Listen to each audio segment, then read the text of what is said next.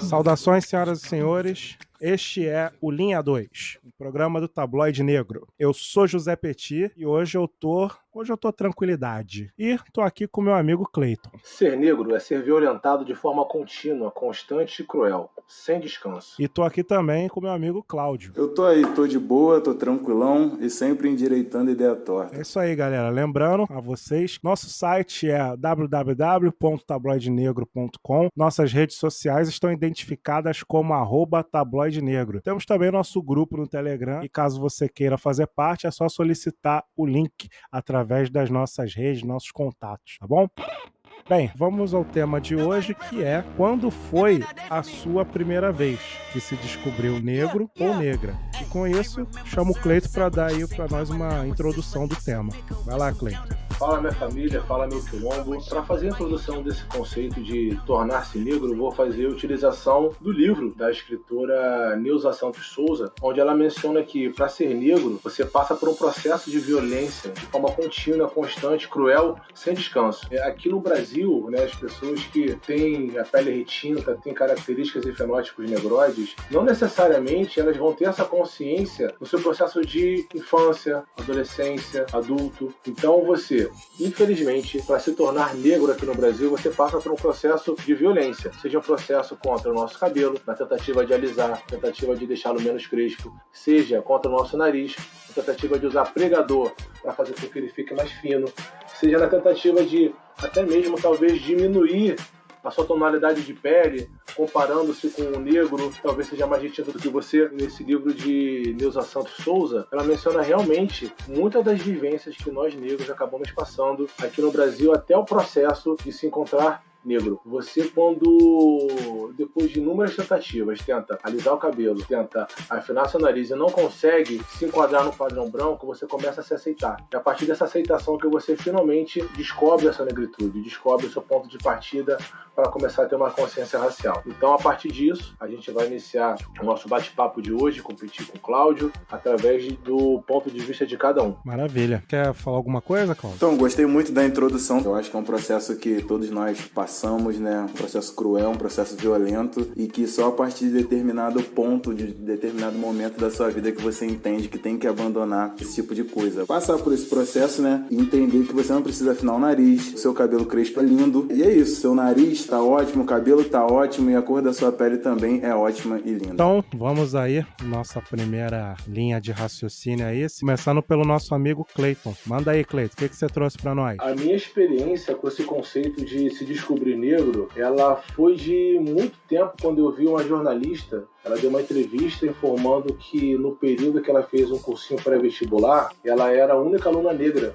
do cursinho. E ela falou que tinha um tratamento bem diferenciado, algumas piadinhas preconceituosas, racistas, até alguns xingamentos também. E ali foi o período que ela se descobriu negra, que ela percebeu que o local que ela ocupa na sociedade não é o mesmo reservado para pessoas brancas. Ela conseguiu passar na prova do Enem, se formou na faculdade, trabalha como jornalista, é premiada. E de fato, para mim, o que me chamou mais atenção foi o fato dela, felizmente, ter conseguido se formar do que efetivamente ela ter se descoberto negra, porque eu pensei na época, eu não tinha uma consciência racial igual tem hoje, eu pensei, como é que alguém não consegue se enxergar negro aqui no Brasil? Pô, sou preto, tenho nariz grande, beiço grande, tenho cabelo, na época eu falava, tenho cabelo duro, né? Sem ter essa consciência racial. Eu falei, como é que alguém consegue não se enxergar negro, cara? É tão óbvio. Esse lance do cabelo é a primeira coisa que a gente tenta se livrar, né? Vamos dizer assim, porque é complicado. Cara, isso. Acho que todo mundo aqui já alisou o cabelo. É difícil, cara. As mulheres passam muito mais por isso, Cláudio, né? Com certeza. Elas já, desde 3, 4 anos, já são obrigadas a alisar. E nós, adolescentes, negros, homens, a gente também passa por esse processo. Sim. Que a gente vê nossos coleguinhas fazendo reflexo, fazendo topete, de cara. De verdade, irmão, de verdade. Porra, meu irmão. Então, assim, a gente, de todas as formas, cara, a gente tenta se enquadrar nesse padrão branco. Sim. Óbvio. Sim. Óbvio que não fica igual. Óbvio que não fica igual. Mas a gente tenta. Às vezes vira até motivo de piada, né, irmão? Óbvio, cara. Porque complicado. Tá lá o branquinho de cabelo liso, fazendo aquele reflexo, topetinho, você, cara, se todo mundo tá elogiando, eu vou fazer igual. Mas é quando você faz, isso, você vira ainda alvo de crítica. Então, até você passar por esse processo de descoberta, cara, você encontrar o seu lugar, as coisas que são naturais a você, que não vão, talvez, te causar um esforço muito grande pra você se enquadrar. enquadrar, leva tempo. E pra mim também, cara, não foi diferente. Eu alisei meu cabelo, eu fiz algumas violências contra meu cabelo lindo, crespo, até tentar me encontrar. Foi complicado. E mesmo passando por essas violências que eu não percebia que eram violências, eu demorei muito. Mas assim, eu tive um pouco de privilégio em ter um contato de uma forma um pouco bruta com essa questão de se considerar negro racialmente mesmo. Eu já com meus 30 anos de idade, eu voltando de um show de madrugada, pedi um Uber, né? Já de madrugada tava dormindo. Esse motorista, ele jogou o carro pra cima de uma viatura policial que tava parada. Quando eu acordei, já foram com 2 fuzis em cima de mim, perguntando pra onde é que eu tava indo, o que eu tava fazendo, sem entender nada. Quando eu fui falar alguma coisa, mandaram calar a boca, documento, celular, e o cara falou que eu tava com uma situação estranha dentro do carro, me movimentando muito, falou que... Estranho. Dormindo, estranho demais. Achou suspeito, dormindo, irmão. E outra, do lado dele, parceiro, qual o cara que vai assaltar um carro, dorme do seu lado? Não, sonâmbulo, né? Sonâmbulo ali vai puxar uma arma. Sonâmbulo, pois é.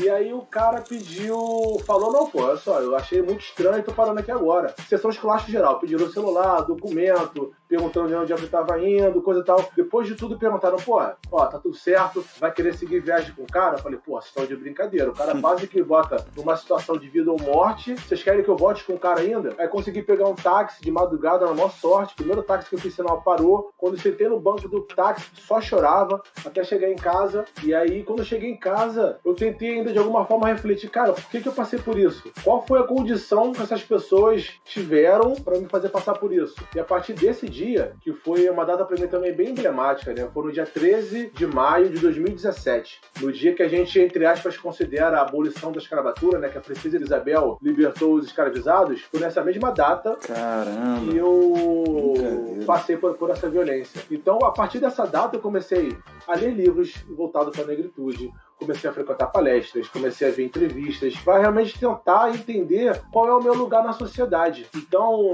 esse livro da Neuza Santos Souza, Tornar-se Negro, eu li há poucos dias atrás, mas ele faz uma abordagem totalmente exemplar daquilo que eu passei, daquilo que muitas pessoas passaram e infelizmente vão passar. Eu só consegui me enxergar como negro depois de uma violência. Eu tive inúmeras microviolências antes disso, mas que de alguma forma ou outra passaram batidas. Eu não percebi tanto quanto essa que foi crucial para me botar no eixo ali da negritude. Depois disso, já passei por outras violências, que já fiquei um pouco mais atento também, né? Peguei um ônibus indo para casa, onde eu moro hoje em dia, que é diferente do bairro onde eu morava, e nesse dia eu peguei um ônibus, fone de ouvido, vendo o celular, Facebook, Instagram, coisa e tal, eu percebendo que o ônibus estava cheio, pessoas em pé, mas no lugar do meu lado, vazio. E eu estranhando aquilo, até tirei o fone de ouvido para ver se estava acontecendo alguma coisa, o ponto ia passando, as pessoas iam levantando de outros bancos, as pessoas em pé iam sentando e os locais ficavam vagos. E eu já comecei a entender que o problema não era as pessoas em pé que não queriam sentar. Elas não queriam sentar do meu lado. E olha, meu irmão, que eu sou bonito pra caralho. Porra, moleque, porra. Irmão, isso rola comigo direto. Isso aí, cara, é algo que eu, assim, desde a adolescência era uma fita que eu já ficava assim, meu irmão, ônibus, eu entrava com uniforme de colégio particular, em um adendo. Só um comentário rápido aí. Eu entrava no ônibus, sentava, ficava, assim, olhando, né, pra um lado, pro outro. E quando era moleque, eu não entendia, assim, quando era criança, depois da adolescência eu comecei a entender. Sim. Mas eu, quando era criança, eu não entendia, eu achava que tava fedendo, algo do tipo. Eu olhava, cheirava assim, cara, será que tem algum problema comigo? A gente procura uma culpa na gente mesmo, né, cara? Exato, e uma criança, né, cara? Depois na adolescência, aí eu entendi a parada, fiquei vendo, meu irmão, que doideira. E isso até hoje, isso é clássico, esse lance do ônibus é clássico pra mim. Tipo assim, Cláudio, isso com certeza, cara, já aconteceu comigo antes, mas eu não percebia. Então, assim, esse despertar racial realmente foi no dia 13 de maio de 2017, que a partir dali, tudo que eu vejo, eu já faço um recorte racial. E só pra concluir a história, quando chegou no meu ponto, um ponto antes, né, eu desci, fiz o sinal, esperei pra descer. Cara, entre eu sair do local que eu tava, até chegar na parte traseira do ônibus pra descer, 2 pessoas sentaram. Uma onde eu tava e uma outra no local que ficou vago, desde o ponto final que eu peguei até onde eu desci. Então, assim, são essas microviolências, essas microagressões que a gente vai passando, e quando a gente talvez tenta conversar com alguém, a gente fala que é mimimi, fala que tá se vitimizando. Na verdade, não é nada disso. são violências que pessoas brancas não vão entender. Então a gente hoje, felizmente, a gente está tendo espaço, seja por internet, seja por páginas do Instagram, seja pelo nosso próprio podcast, onde a gente tem a nossa vez, a nossa voz de colocar esses fatos que ocorrem com a gente, que é como se fosse uma sessão de terapia. Eu tenho minha psicóloga, tenho minha terapeuta que me ajuda muito com isso também, minha esposa que me ouve pra caramba, minha família, mas você conseguir dividir esse tipo de experiência com outros pretos, com outras pretas que também passaram ou infelizmente vão passar por isso, é uma forma que a gente tem também de externar e mostrar que o racismo não dorme. É isso aí, galera. Deixa agora pra vocês comentarem aí. Eu lembro quando o Clayton teve esse problema aí do ônibus, e eu lembro dos comentários quando o Clayton publicou esse episódio aí. Você percebia que as pessoas brancas não estavam entendendo o que estava acontecendo, ou entendiam e não queriam assumir o que estava acontecendo. Pessoas brancas que nós conhecemos, até muito queridas, né, mas que mandavam ali umas frases ali, tipo assim, cara, essa pessoa não tem noção do que aconteceu e não tem noção do que está falando. Com relação ao tornar-se negro, né, que o Cleiton falou aí, a questão do cabelo, eu poderia falar aqui bastante, né, mas aí eu acho melhor a gente deixar quando o tema for cabelo. Vocês me conhecem, sabem que eu já participei de todos esses episódios ali. Nós três, né, irmão? Nós três, exatamente. Referentes a alisamento. Então, acho que da minha parte, acho que é só isso. Gostei no sentido de, assim, ficar registrado, né? Muito importante a gente registrar isso. Pra quem tá ouvindo, né, de repente aí não tá ligado, sempre bom estar nos ouvindo pra conhecer essas histórias aí. Cláudio, o que você tem a comentar sobre toda essa experiência de vida do Clayton aí? Bom, assim, né, entre aspas, para os ouvintes, né, para eles entenderem um pouco da realidade de tudo que um negro passa, né, durante a sua vida. Eu queria falar aqui também, cara, é que vocês dois foram referências pra mim, assim, o Clayton tava falando sobre lance de cabelo. Caralho! E agora eu lembrei, cara, eu lembro que você... Petit doutrinador.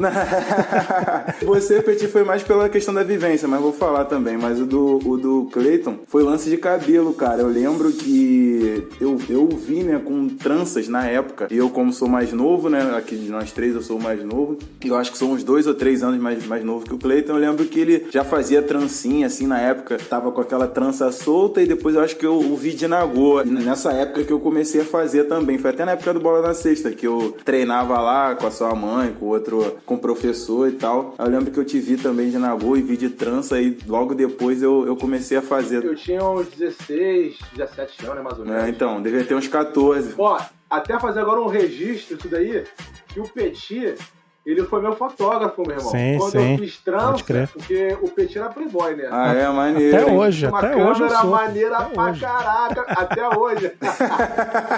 Playboyzão, meu irmão. Ninguém tinha câmera digital, o Petit já tinha. Então, assim, a gente tirou como se fosse uma sessão, cara, de fotos no apartamento dele, meu irmão. Até hoje eu tenho algumas fotos desse dia Olha aí, que irado. de trança. Maneiro. Sim, eu lembro perfeitamente. E lembro também das consequências dessa trança no nosso ambiente de convívio, Eu né? imagino. Porra, meu irmão. Clayton, o pessoal perturbava o Clayton, cara. Assim, tinham coisas boas e tinham coisas ruins, né? Mas assim, o pessoal perguntando, pra você ter noção, eu cortei o cabelo porque eu queria. Eu deixei crescer porque eu queria e cortei porque eu queria, mas eu tenho até hoje quanto tempo eu fiquei sem cortar cabelo. Foram 8 meses e 8 dias. Isso pra você fazer as tranças, no caso. Não, assim, eu fiz as tranças, apesar do assunto aqui agora não ser cabelo, mas eu vou falar um pouquinho. Eu deixei meu cabelo crescer 2 meses, depois eu fiz um relaxamento, que deu um volume um pouco maior. Aí nesse dia também eu fiz um book com o Petit, tirou várias fotos.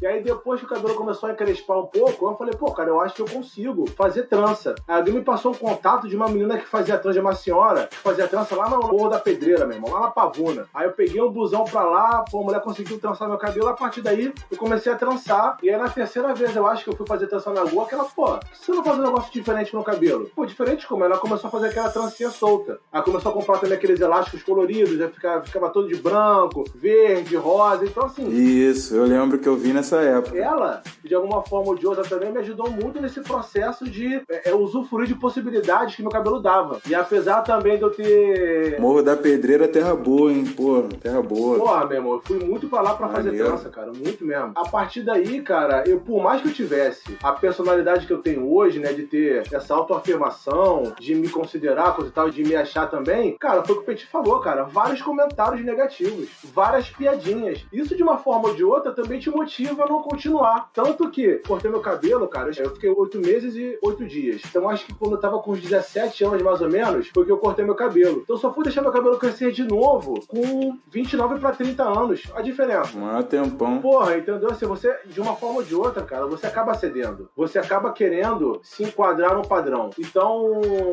qualquer característica que te faça ficar longe da negritude e se aproximar da branquitude, a gente faz. Se o nosso cabelo é crespo pra cima, a gente manter raspado é algo que não vai se aproximar de uma negritude, a gente faz. Se for alisar o cabelo, se aproxima da branquitude, a gente faz. Então, assim, são violências contínuas que a gente às vezes nem percebe. A gente faz porque acha que quer fazer, mas a gente faz por conta de uma consequência que nos é imposta. É isso aí. Então, já temos depois até colocar lá que nos próximos episódios colocar cabelo como tema, né? A gente já vai ter que conversar isso aí, Boa. mas vamos lá. Vou falar o que eu trouxe pra vocês aqui com relação ao tema. Eu separei em 4 partes, né? Porque é meu tornar-se negro, né? Quando foi a sua primeira vez que se descobriu negro. Isso foi um processo, como vocês tiveram aí. O meu foi dividido em 4 partes. Eu separei em naturalidade, consciência social, consciência racial e afrocentrismo. Como assim? Naturalidade. Isso na infância, né? Brincando ali na rua e tal. Eu entendia que havia uma diferença dos negros para com os brancos. Que existia uma diferença. Mas isso criança, Petit? Sim, sim. É mesmo? Calma, rapaz. Calma. Deixa eu explicar, cara. Calma.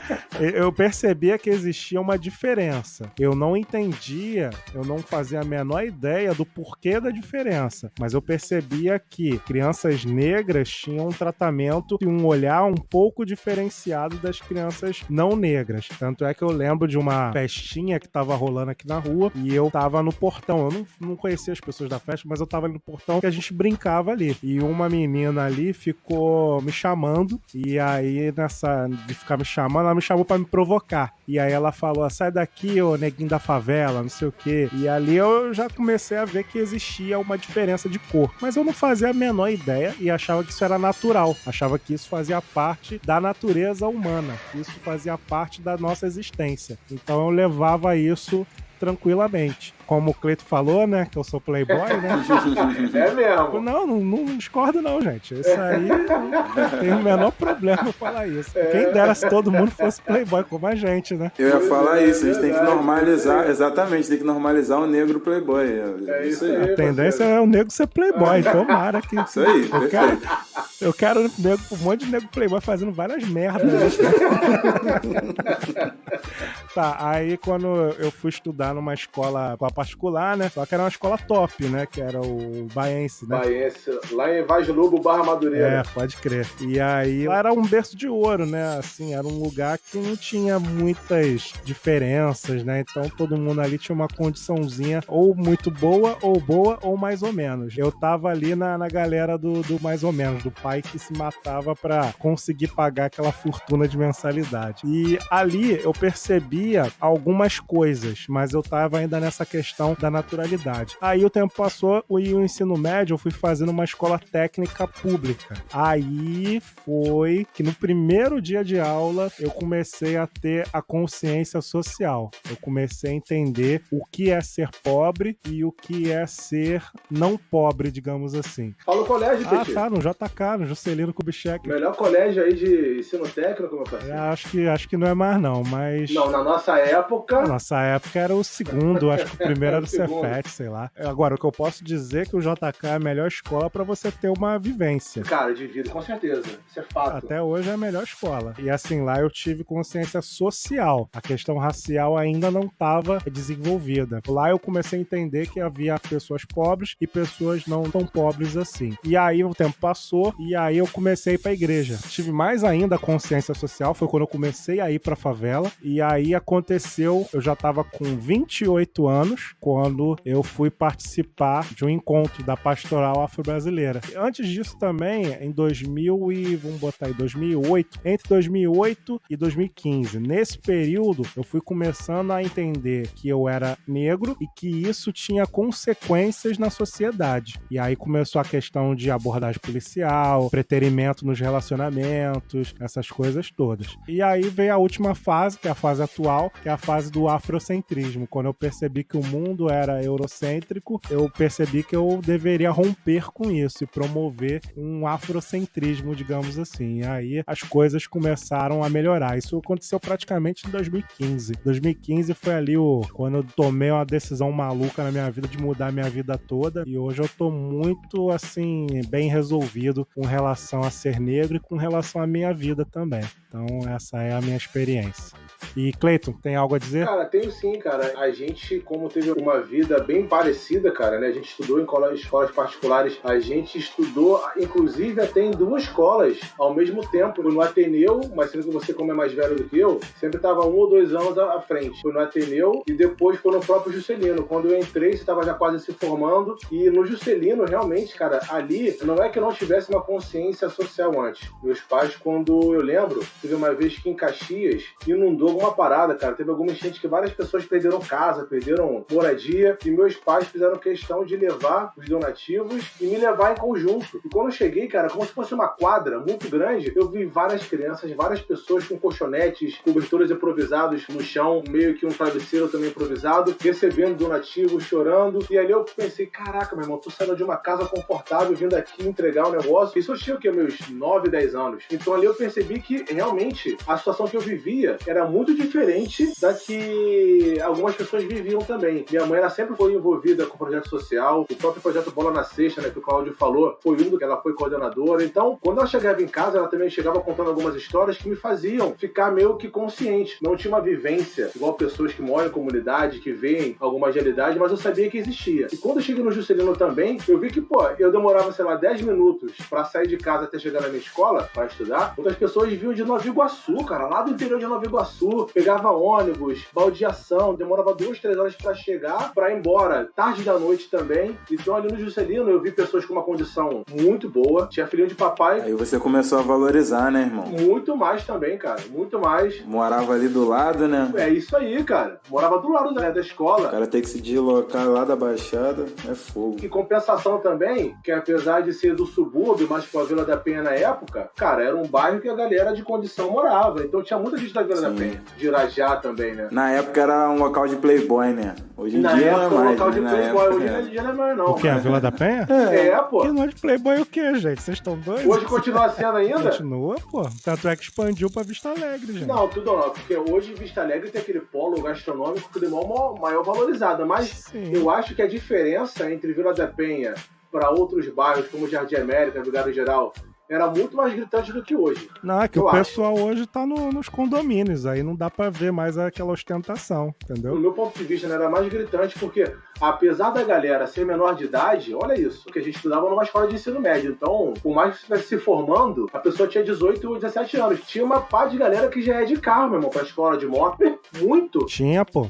Cara, e tinha a galera que não tinha carro, não tinha moto, mas fazia as vidas locais pra poder chegar de carro e... Olha aí, cara. Olha aí. Então, assim, tinha... Na minha sala, tinha um maluco lá que era irmão do dono da Boca de Fumo, ali na vila. Tinha um maluco que, porra, que o dono era pai de loteria. É isso, correria, né, cara? Um semestre, o maluco ia com Fiat Maréia, ele destruiu o carro, no outro ele pegou um Vectra. Então, assim, eram realidades, meu irmão, totalmente... E eu ali naquela meiuca, de não ter carro, mas também de não morar em favela, morar numa casa com meus pais. Ali eu comecei também a ter um contato um pouquinho maior com relação à diferença de pessoas. Então achei interessante, porque você falar do Juscelino, que foi o colégio que a gente passou, sobre essa questão mais social do que racial. Isso aí. Cláudio. Sobre essa questão que você falou de 2008, mais ou menos, até, não lembro o outro ano, eu já te conhecia nessa época e passei por isso junto com você, né? Eu lembro até de uma dura que a gente tomou juntos, um enquadro policial, né? Esse é bom,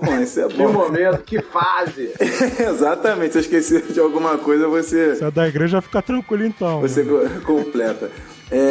A gente, eu não lembro o ano agora, mas estava na frente na minha rua na época, né? Professor François Amaral ali, Jardim América. Tava eu, Petit e um outro amigo, Rafael Branco, né? Na época, um amigão nosso, assim, né? Aí, beleza, a gente conversando, trocando ideia, papo vai, papo vem. Aí, beleza, deu certo horário, já tava tarde, nós éramos mais novos, né? Eu acho que tinha 17 anos, era menor de idade ainda na época. Aí bateu o horário, beleza, cada um foi pra sua casa. O Rafael Branco morava era meu vizinho, né, de muro praticamente, e o Petit morava em outra rua. Ia descendo pra ir pra casa dele, eu fui pra minha casa, e o Branco foi abrir o portão da casa dele, né? Aí vem a Polícia Federal, a primeira e única vez que eu fui parado pela Polícia Federal. Aí eles encostaram assim, né? A gente não entendeu muito bem. Eu tava de casaco, tem que lembrar, né? Porque negro de casaco a gente já sabe, né? Acho que todo mundo tava de agasalho, porque tava frio, né? Aí o cara parou e abordou a gente, né? Aí eu voltei, eu nem entendi muito bem na hora, eu voltei, encostei no muro, o Petit voltou também, e o Branco já tava no muro dele, né? Eu encostei, eu e o Petit encostamos assim, né? Com a mão na parede. Esse Rafael Branco era um cara branco, né? Obviamente, mas cabelo liso e tal. Uma pessoa de um padrão, né? Aquele padrão branco europeu, né? Padrão. Isso, exatamente. Branco totalmente padrão. Aí, na hora da abordagem, o Petit já quis meio que cortar o policial, já meio que pra explicar, né? Que a gente não tinha a ver com nada errado, né? Pô, geral da igreja aí, meu irmão. Dando carteirada de cristão, meu irmão. Exatamente, irmão. Ele já saiu cortando o cana, velho. Ele já saiu falando. E detalhe também, os policiais todos brancos, né? Policial federal, né? Polícia Federal, todos brancos. Aí o Petit, todo mundo da igreja aqui, gente. Todo mundo da igreja. Aí o cara, você é da igreja, então fica tranquilo então, meu irmão. Aí, assim, foi uma abordagem tranquila, diga-se de passagem, assim, foi uma abordagem bem tranquila, eles perguntaram algumas coisas e depois foram embora, assim, na hora a gente ficou meio nervoso, né, mas depois rimos da situação, mas foi isso aí, você é da igreja, então fica tranquilo, então, isso ficou marcado nas nossas vidas, creio. É isso aí, essas abordagens rolavam direto. Felizmente, acho que até devido a uma questão de privilégio também, as minhas abordagens sempre foram bem tranquilas, né, nunca tive muito problema não. Cara, olha só, não tomando 80 tiros, cara, tá válido. Agora meus amigos reclamam muito, mas eu não sei, tem vários fatores aí. A gente pode até depois fazer um tema sobre tipos de abordagem policial.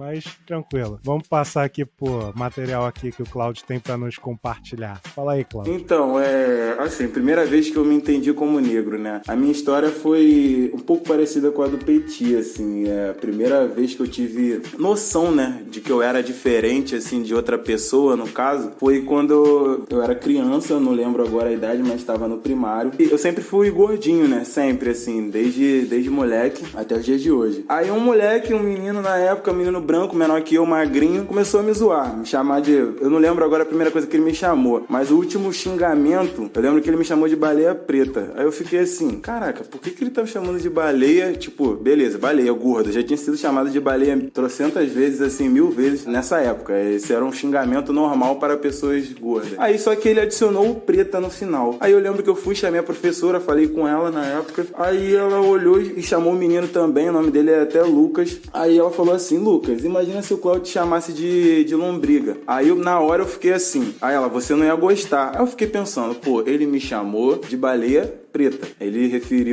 estava se referindo tanto ao meu peso quanto à minha cor. Eu, molequinho, já manjando essas paradas. Aí, quando ela falou pra eu xingar também, assim, o menino não falou pra eu xingar, né? Mas falou assim, Lucas, e aí, se ele te xingasse disso, você acharia legal? Aí ela só falou o xingamento, assim, em relação ao físico dele, né? A questão dele ser magro. Aí eu fiquei, pra mim, eu sou a baleia preta, o gordo e preto, e o moleque é só muito magro. Aí dali eu já peguei essa visão, já peguei essa fita, essa questão de me achar diferente, né? De entender que eu sou diferente, como o Petit também, não sei se o Cleiton na infância também estudou em colégio particular, eu estudei num colégio particular. Aí só eu sou o playboy. Meu irmão, só tem playboy aqui, parceiro. Só tem playboy aqui, cara. A realidade é essa, é isso aí.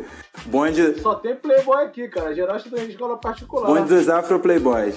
A minha carta na manga do Cleiton aqui tá guardada. Quando ele vier com uma pesada, eu vou soltar. Não segura não, solta a voz, meu amigo. Depois tu solta, não perdoa não.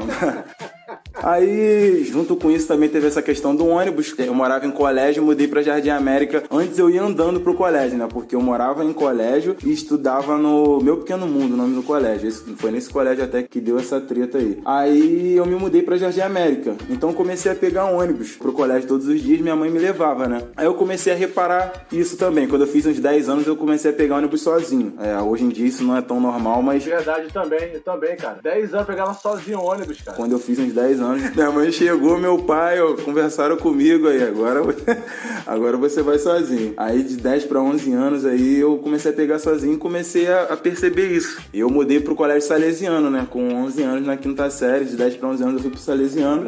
Playboy. Referência aí em qualquer lugar. O salesiano de Rocha Miranda, e é um colégio que tem em qualquer cidade, estado aí no Brasil. Uhum. Aí eu comecei a perceber isso, cara. Quando eu era molequinho, tinha gente que não sentava do meu lado. Eu ficava bolado, como eu comentei. Eu cheirava assim, caraca, será que eu tô fedendo alguma coisa? Que estranho, por que não estão sentando do meu lado? E isso foi parte do processo. Aí também quando, sei lá, com uns 13, 14 anos mais ou menos, estudando no salesiano, eu comecei a ouvir Racionais e MV Bill. Quando eu ouvi a primeira música do Racionais, um amigo da minha rua até me indicou. Aí ele falou, escuta essa música aqui, Negro Drama. O moleque até branco. Aí eu botei a música, eu estranhei, cara, no início, porque o cara ficava repetindo Negro Drama. O cara não, Ed Rock aí, o brabo, ele ficava repetindo Negro Drama, Negro Drama, Negro Drama, e eu não tava acostumado a ouvir a palavra negro. Eu parei pra pensar nisso, caraca, em casa aqui todos nós somos negros, mas ninguém fica falando isso, né? Então, assim, eu comecei a estranhar. Eu achei que a música era uma música racista. Eu lembro que eu falei pro moleque, cara, não consegui ouvir essa música não. O cara fica falando Negro Drama, várias paradas tristes.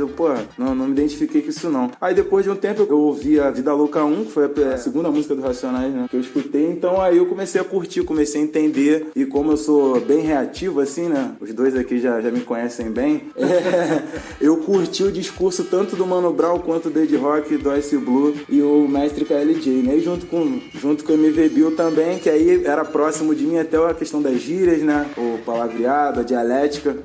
Aí mesmo que eu comecei a pegar essa identificação com a questão racial. A gente tinha uns 14 anos e, como eu comentei, viu o Cleiton de trancinha. Por isso que eu falei, hoje eu lembrei disso hoje, hein? Foi uma referência pra mim, real, uma referência, porque eu já acompanhava o basquete também. Quando eu tinha uns 14 anos eu comecei a ouvir rap e tal, meio que mudei, né? Eu ouvia mais funk, sempre curti música negra, desde novinho mesmo, na minha casa sempre rolou, né? Tanto do axé, hoje em dia pagodão baiano, né? E junto com pagode, samba e por aí vai. Mete dança. Mete dança, exatamente.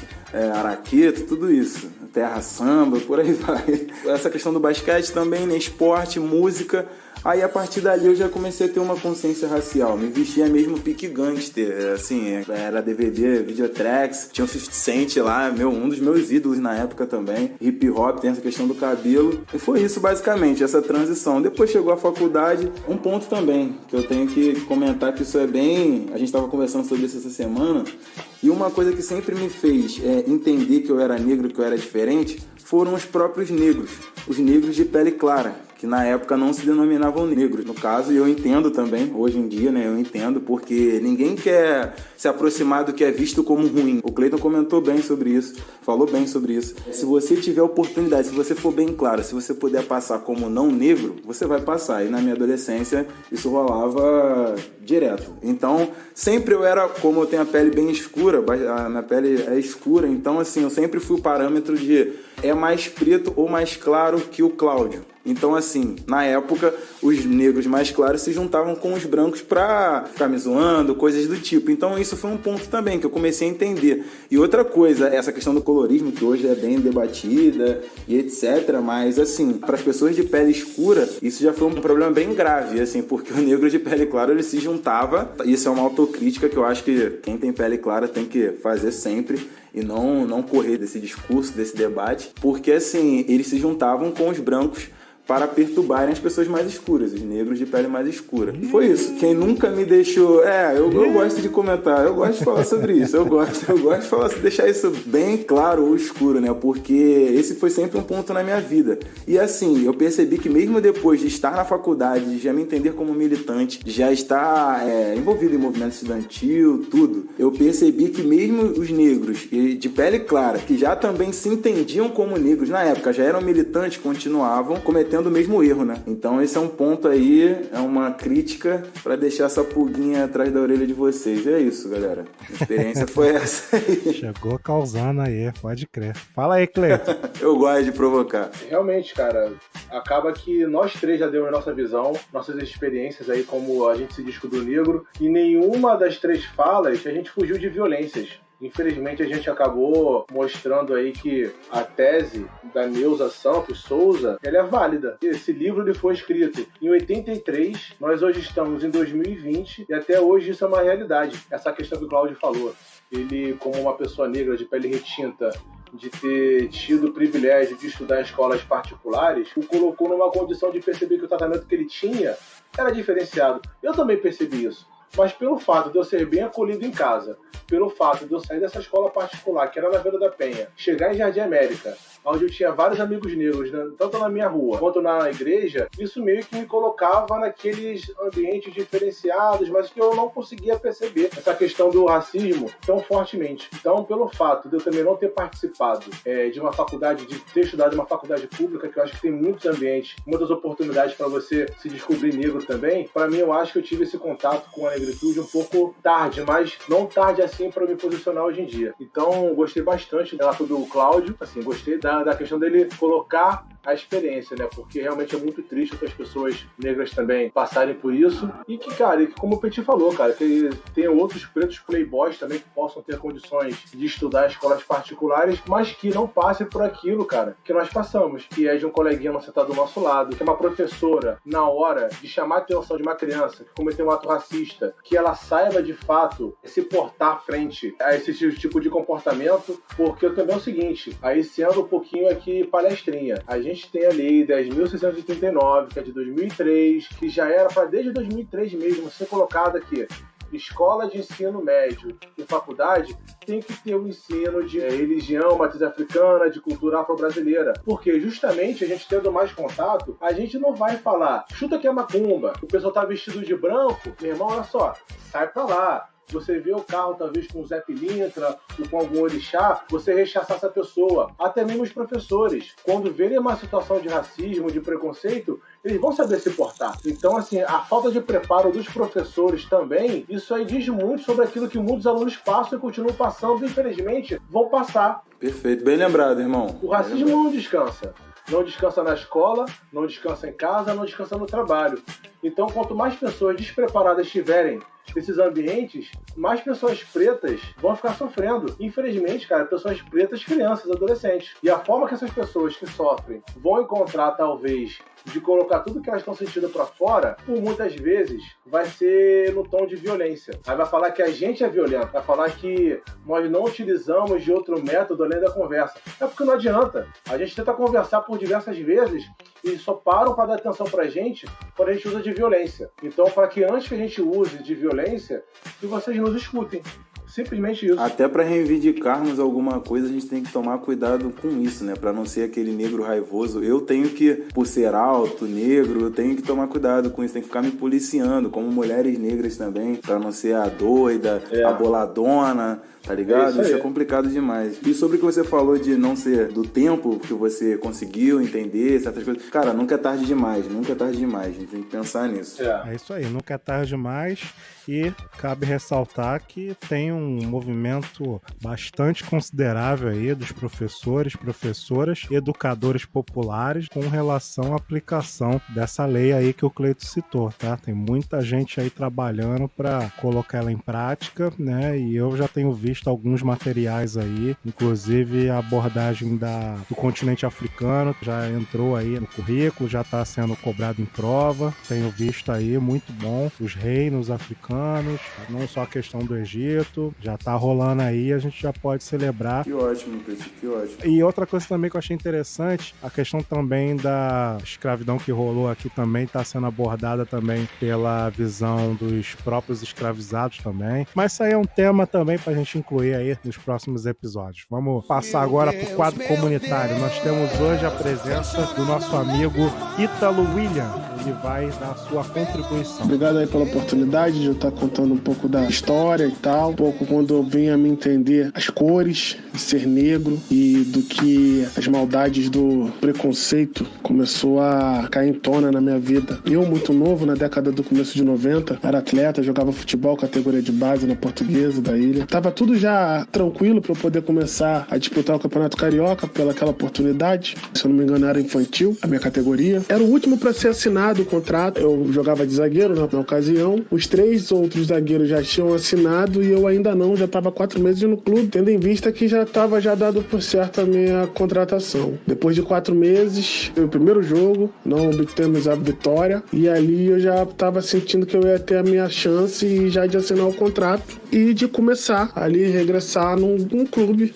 de fato, mesmo que pequeno, mas grande, que a gente sempre sonha. E automaticamente, depois do treino, eu recebo uma notícia que eu não vou mais assinar o contrato, que eu estava dispensado. E automaticamente, quando eu vi, estava um senhor branco com o seu neto, um ano mais novo do que eu, chegando no time. E dessa vez estaria no meu lugar. Creio eu, também por circunstâncias raciais e por financeiras também, né? Tendo em vista que eu não podia oferecer nada de financeiramente, mas só no futebol. E já essa pessoa conseguiu, de alguma forma, valores. Enfim, ali eu comecei a ter que entender, sem querer, moleque, com o meu sonho, todas essas circunstâncias que a vida ainda mais pra frente iria vir me proporcionar com outras coisas. Mas aquele momento ali foi muito crucial. Fiquei mexido, óbvio. Não me veio à tona naquele momento que poderia ser todas essas coisas, sabe? Hoje em dia eu sou totalmente centrado. Vivi que... Lembro que hoje aquilo foi realmente o que eu tô falando. Mas é isso que eu tenho pra falar pra vocês.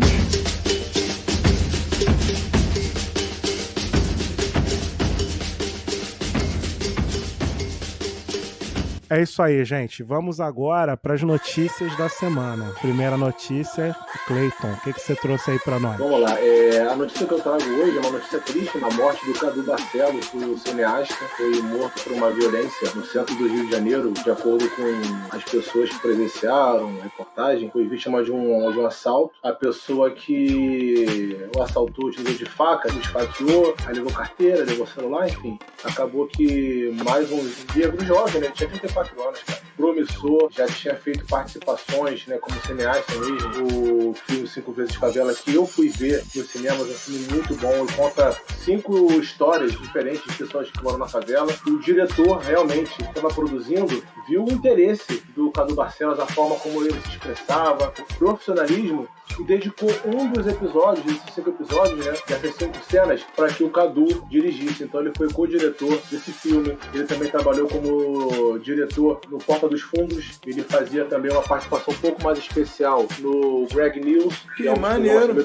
Sabia dessa não, cara. Sabia dessa não. Ele também era produtor também produtor não, né? Cineasta. Uma das pessoas que ficava ali nos bastidores, mas que tinha grande importância do Greg News, que é um programa onde o Gregório do BBB, que faz parte do Porta dos Fundos, ele comanda. Programa do qual eu também gosto bastante. Mas enfim, apenas para dar essa notícia triste dessa semana, perdemos mais uma voz, mais um representante da nossa cultura. Ele era da Maré, mais uma vítima aí da violência do Rio de Janeiro. Complicado. Já curti muito Pedra do Sal também. Voltei de madrugada, peguei busão ali onde ele foi assassinado, né? Várias vezes, diversas vezes na madrugada. Pesado. Acompanhei isso aí, triste demais. Eu também já vivenciei o medo ali de ser assaltado ali naquela região.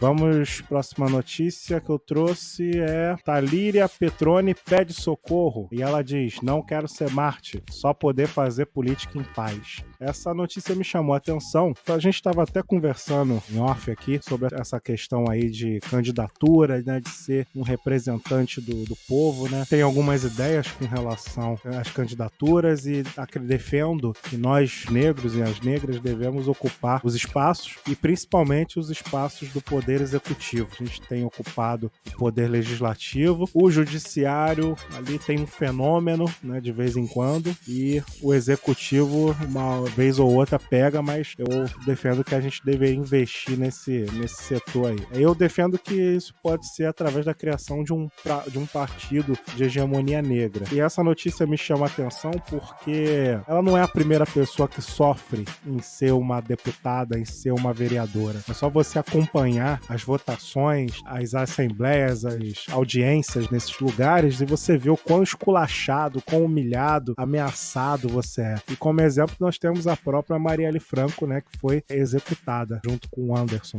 E o Freixo, né, por exemplo, o Freixo não é negro, mas não é um deputado aí progressista, de esquerda, adere à causa, um aliado, tem que ficar andando aí com segurança. Infelizmente, essa é uma realidade aí dos nossos representantes. É isso que eu queria só compartilhar. Vocês têm algo a dizer? Cara, eu queria te perguntar, porque essa aí eu não tava ligado não, mas assim, estão ameaçando ela de morte, eu lembro que ela já falou isso várias vezes, assim, outras vezes no caso, mas eu não sei os ataques. Ela vira e mexe e recebe ameaças, né, e fica tentando a questão da guarda, né, policial, ter proteção, né, e aí por ela ser pessoal, o pessoal fica sacaneando, né, essas coisas. Defende bandido, blá blá blá, né, pra quê, que é... E assim, cara, eu nem tô falando, eu nem citei essa notícia por causa disso. Eu citei por causa da vida que eles têm. Sim. Por exemplo, a Thalíria e algumas pessoas que estão na Câmara dos Vereadores. Cara, eu fico acompanhando algumas audiências, algumas sessões, os caras são esculachados, entendeu? Esculachado, né? Perde a votação sempre e ainda é esculachado, ridicularizado. Temos aí vários casos aí. Teve outro deputado que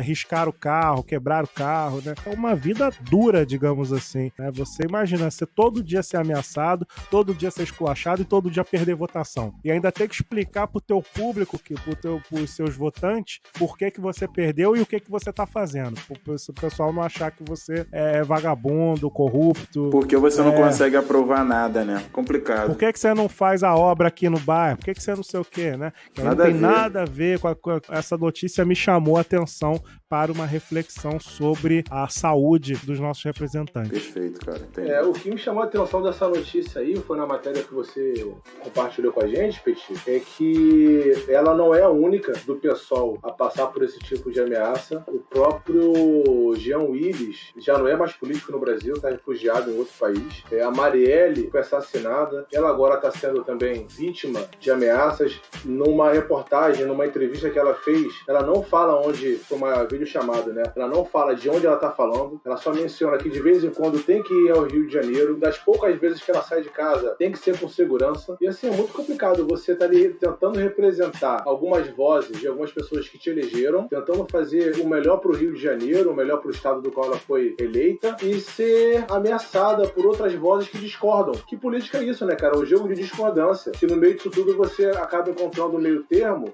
para aprovar leis, para você encontrar a melhor solução para a população. Mas nesse caso, essas pessoas que são intolerantes, que não sabem discutir, passam para a base da ameaça. Eu queria destacar aqui o deputado federal Carlos Jordi, do PSL. Ele é um deputado bem polêmico. Eu já tinha mencionado que no caso aqui de injúria racial versus racismo, ele foi uma das pessoas que abriu processo contra a Magazine Luiza, a acusando de racismo reverso, pelo fato de ter feito aquele processo seletivo onde somente candidatos negros poderiam se candidatar à vaga. É um idiota, né? É um idiota, né, cara? gente? Enfim, esse mesmo deputado, também, Carlos Jordi, ameaçou a Thalíria, dizendo o seguinte, durante a gestação de Moana, uma cobrança violenta se deu nas redes para que, abre aspas, a defensora do aborto abortasse sua filha, fecha aspas. Essa foi a ameaça que Carlos Jordi proferiu contra a Thalíria. Então, assim, as ameaças vão tanto diretamente para ela quanto a filha. Então, esse é o nível de política que a gente encontra no Brasil. Isso aí. Cláudio, tem algo a dizer? Não, é basicamente isso mesmo, um absurdo. Eu ia comentar só sobre o que tá rolando, né, no estado do Rio de Janeiro, na cidade de Magé, né, essa troca aí de farpas, assassinatos e toda essa doideira que permeia a política brasileira, principalmente no Rio de Janeiro, que é onde eu conheço de perto e posso comentar, né? Muito pesado, complicado. Geralmente eleição de vereador, né? Que é um cargo um pouco mais aberto, sempre tem esse tipo de notícia. Sempre tem. A região da Baixada aqui, toda eleição tem o extermínio de candidatos aqui. É porque é local, né? É local. Verdade.